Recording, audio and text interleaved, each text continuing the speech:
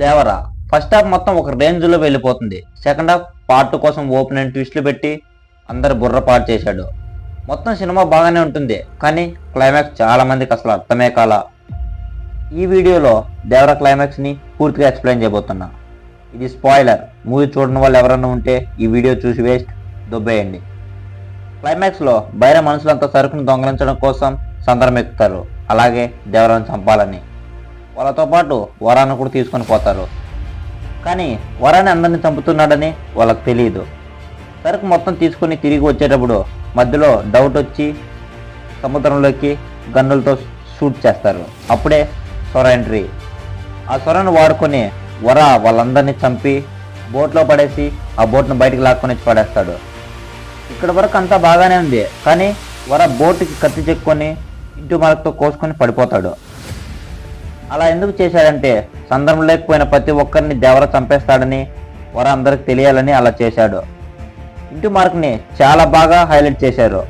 ఇంటి మార్క్ ఉందంటే అది ఖచ్చితంగా దేవర దెబ్బే అని అందరికి తెలిసేలా చేశాడు వర. వర కత్తితో పొడుచుకున్నాక ఇద్దరు చనిపోయారు కదా, ఒక పార్ట్ 2 ఏముంటుందిలే అని అనుకుండొచ్చు. ఇక్కడ అందరూ పప్పులో కాలేశారు. వర పూర్తిగా చనిపోయినట్టు ఈ మూవీలో చూపించలేదు. కత్తితో పొడుచుకున్న వెంటనే వర పడిపోతాడు. ఏమో తర్వాత వర బతుకుండొచ్చు. ఇంకా తర్వాత బాహుబలి రేంజ్ ట్విస్ట్.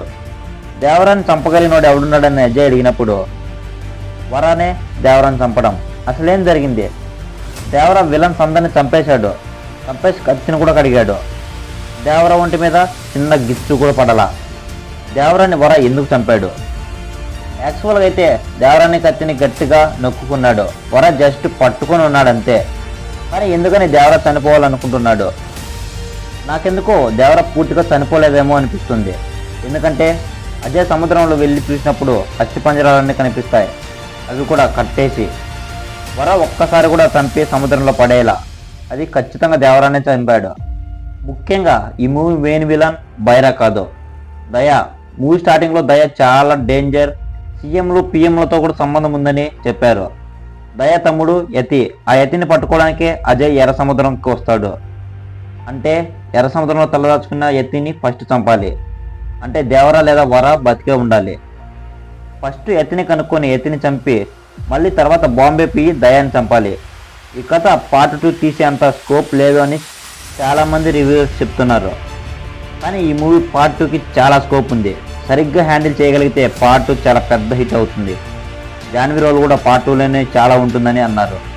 రావుది సాంగ్ కూడా. బైరాన్ని కూడా ఇంకా చంపలేదు. అంటే దేవర లేదా వర వాళ్ళిద్దరిలో ఎవరొకరు బతికే ఉంటారు, లేదా మూడవ ఎన్టీఆర్ అయినా ఉండాలి. మూడవ ఎన్టీఆర్కి ఎక్కడ ఇంటి ఇవ్వలేదు కాబట్టి వీళ్ళిద్దరిలోనే ఎవరొకరు బతుకుంటారు. పార్ట్ 2 వచ్చే వరకు మనమేం చేయలేం. ఇంకా 2 years వెయిట్ చేయాల్సిందే.